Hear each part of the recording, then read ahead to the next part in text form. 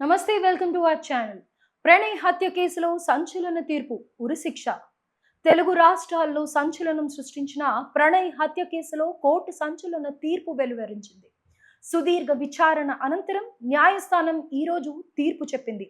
ఈ కేసులో ఏటూగా ఉన్న సుభాష్ శర్మకు ఉరిశిక్ష విధించింది.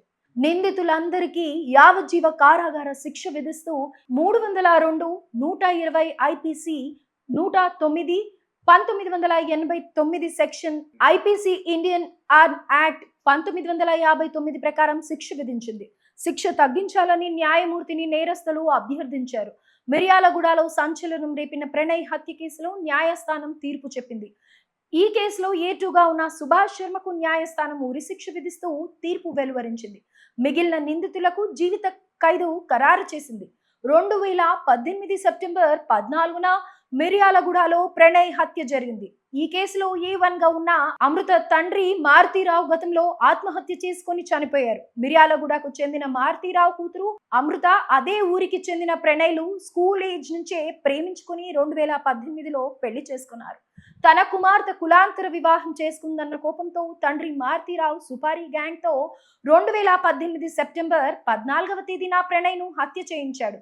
ప్రణయ్ తండ్రి బాలస్వామి ఇచ్చిన ఫిర్యాదుతో 8 మందిపై 302 SC/ST atrocity case, arms act సెక్షన్ల కింద మిర్యాలగూడ 1 టౌన్ పోలీస్ కేసు నమోదు చేశారు.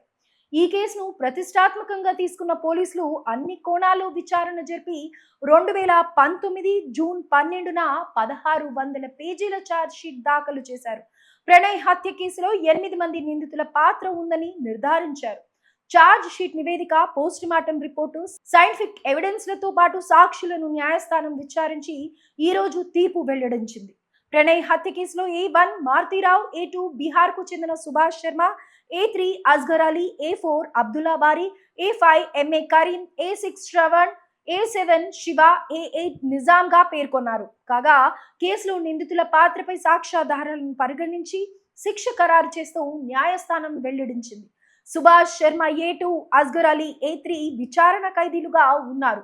మిగిలిన 5 నిందితులు బెయిల్ పై విడుదలై కోర్టు విచారణకు హాజరవుతున్నారు.